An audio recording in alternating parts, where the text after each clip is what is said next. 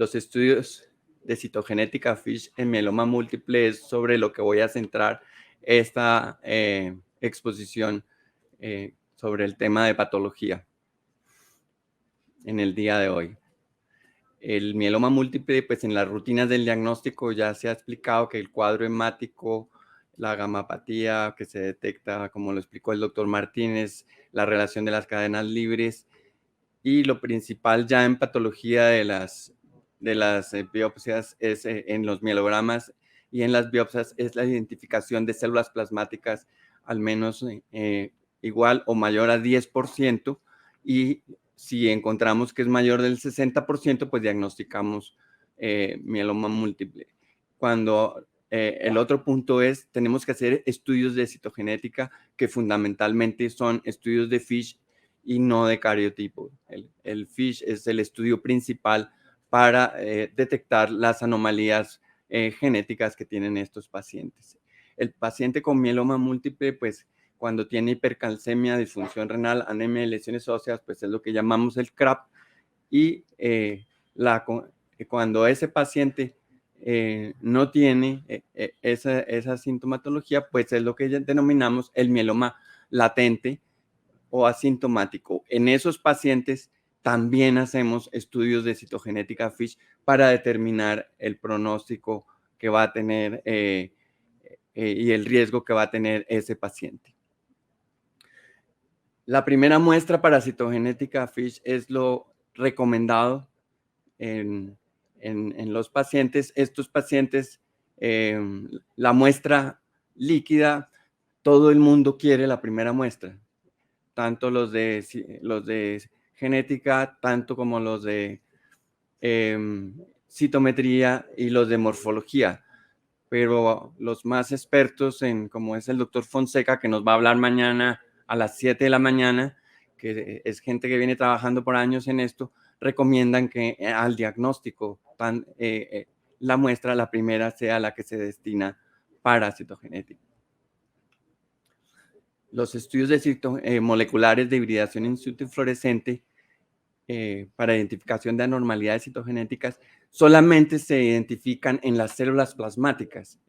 Por eso es que hay que hacer separación celular para identificar la anomalía en las células únicamente plasmáticas, que ha sido a través del tiempo un problema difícil de resolver y hoy en día, por fortuna, contamos con la separación. Entre nosotros lo hacemos por citometría de flujo, que también se puede hacer por otros métodos de columnas y bits con anticuerpos, que se ha generalizado mucho, pero nosotros lo estamos haciendo actualmente por citometría, y el FISH se hace en células en interfase, es decir, las células tal como vienen, como fueron aspiradas, son las que vamos a utilizar para identificar la anomalía cromosómica. Desde los años 99, el doctor Fonseca y otros publicaron en la Clínica Mayo sobre esto de identificar anormalidades en mieloma múltiple. Ellos utilizaban un método combinado de anticuerpos con los FISH y pues un poco para decirles en dónde ocurren las anomalías o en qué momento, pues la célula normal plasmática no tiene esas anomalías.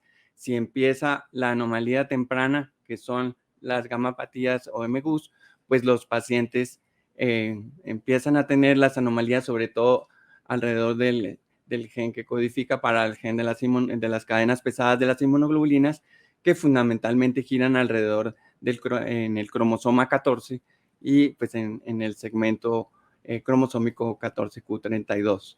Entonces, estas anomalías primarias son las que buscamos identificar y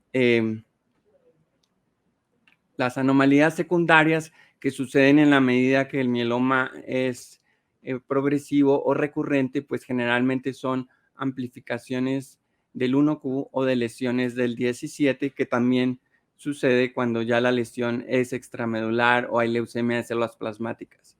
Y aquí vemos en rojito destacado pues que las anomalías del cromosoma 17 pues son de las que son más preocupantes.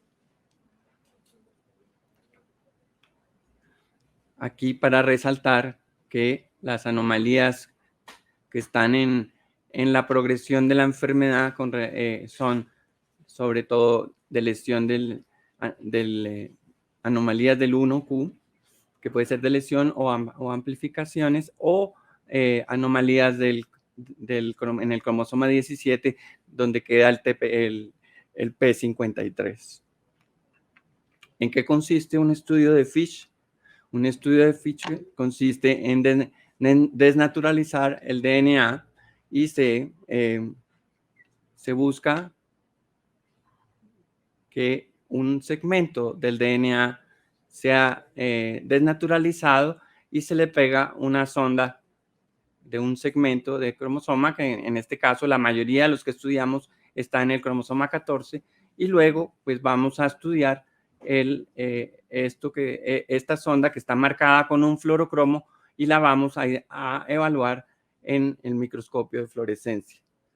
Más o menos, para hacerlo de una manera gráfica, pues simplemente tenemos la sonda, desnaturalizamos el DNA, lo abrimos, hibridizamos con la sonda que tiene el fluorocromo y miramos al microscopio y lo que vemos son punticos, ¿cierto? En los núcleos de las células vemos punticos y podemos resolver si esos punticos son que corresponden a los cromosomas, pues son puntos relacionados con normalidad, como es esto, que vemos 2 puntos rojos y 2 puntos verdes del cromosoma 4 y 14 respectivamente, y estos cromosomas 4 y 14, pues aquí podemos decir que no están fusionados, es decir, no hay una translocación, pero en este ejemplo vemos que hay un punto rojo, un punto verde de las fluorescencias verdes y rojas respectivamente, y vemos una fusión que la vemos como un punto amarillo de la fluorescencia, que vemos 2 puntos de fusión. Este quiere decir que está traslocado el cromosoma. Aquí, para ver lo que vemos cuando hay lesión del P53, que es lo que les he dicho que es de lo más malo que hay.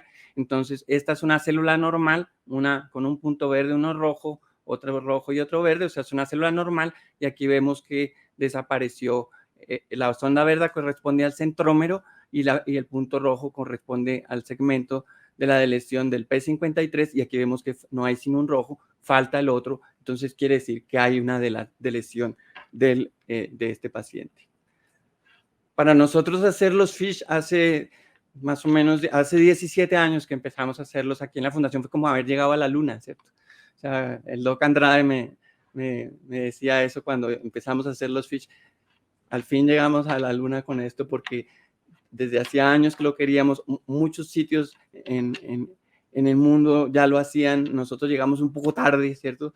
Fue lento, pero finalmente llegamos.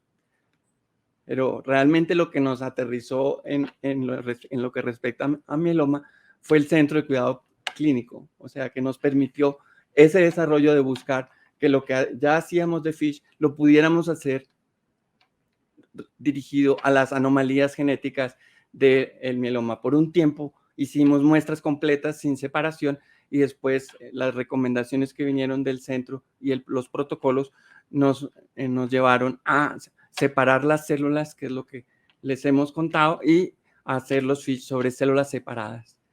Recuerden ustedes que en mieloma, la muestra, por ejemplo, que viene, la primera incluso trae pocas células, porque las células plasmáticas se adhieren al estroma adiposo y salen muy poquitas. Entonces, cuando uno aspira, salen poquitas. En cambio, cuando tienen las biopsias, a veces salen muchos y son muy discordantes, y por eso es tan importante separar, que ustedes lo vieron que se hacía incluso por otros métodos de los años 90. Aquí vemos que los eventos genéticos que se pueden detectar en mieloma múltiple, pues hay unos que son los primarios, que ya se los dije, y hay los secundarios, que son los que suceden más tardíamente. Con estrellitas azules están y las rojas están todos los que hacemos y que son malos todos cuando aparecen. Hay unos que están en mayor frecuencia, el 414 está en un 15%, el 1416 en un 4%, y el cromosoma 17 pues solamente en un 7%, pero es muy malo, y las anomalías del 1Q pues pueden estar, cuando suceden, en porcentajes importantes hasta el 40%. ¿Cuáles son las muestras, las pruebas que nosotros hacemos? pues nosotros hacemos la de lesión del 17P, que es de riesgo alto, el 1416, que también es de riesgo alto, el 414, que también es de riesgo alto, ganancias del 1Q, que son de riesgo alto. Entonces, como ven ustedes, nosotros hacemos todas las que son de riesgo alto para poder estratificar correctamente a los pacientes, ¿sí? Entonces, estas las hacemos de rutina, las que están en colores, y la que está en negrita, que es la 1114, es opcional, que a veces tiene interés porque tiene algunos medicamentos que se pueden usar de forma específica, pero no está en lo que buscamos primero, que es saber si el paciente está en el riesgo alto, que es lo que queremos demostrar. Aquí, de las anormalidades genéticas de alto riesgo, pues vemos lo que hemos dicho, las anomalías 414, 1416, 1420, de lesión del 17, que es la importante, o que genera un pronóstico más crítico. Lo otro que es muy frecuente ver en mieloma son trisomías, los trisomías de los nones, ¿cierto? De los cromosomas impares. Las trisomías en sí mismas las podemos ver y no tienen implicaciones negativas de riesgo alto, sino están en los bajos riesgos. Entonces las trisomías no tienen mayor importancia, y en el riesgo estándar está la translocación 1114 y la 614. De acuerdo al curso clínico, si el mieloma es latente, pues lo más malo que va a pasar es que si tiene lesión del 17, pues este paciente evoluciona muy, muy rápido y progresa en 2 años.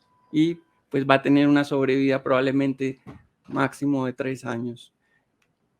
Si es ya en el curso del mieloma múltiple, pues cualquiera de estas, incluyendo todas, tienen sobrevidas de 5 años, pero siempre será ominoso cuando aparece la lesión del 17. Es de observar que estos datos, que son del Grupo Internacional de Mieloma del año 2020, pues por los tratamientos que se han hecho de los pacientes, pues uno ve que ya muchos de ellos tienen sobrevidas de 5 años. Sin embargo, en los procesos de estandarización en los que hemos estado viniendo, estas sobrevidas todavía en un medio como el colombiano están lejos de lograrse, ¿cierto? Entonces, uno de los primeros puntos es aclarar qué riesgo tienen los pacientes para estar sometidos a los mejores tratamientos. ¿Quién hace las pruebas de FISH en el laboratorio? Las hace el grupo de biología molecular. Aquí, con Adriana Plata iniciamos hace 17 años esto. Hoy en día está al frente del grupo de biología molecular y es particularmente Flor. Aquí están los otros miembros del laboratorio que hacen las otras pruebas de morfología, inmunología y las biopsias. Muchas gracias.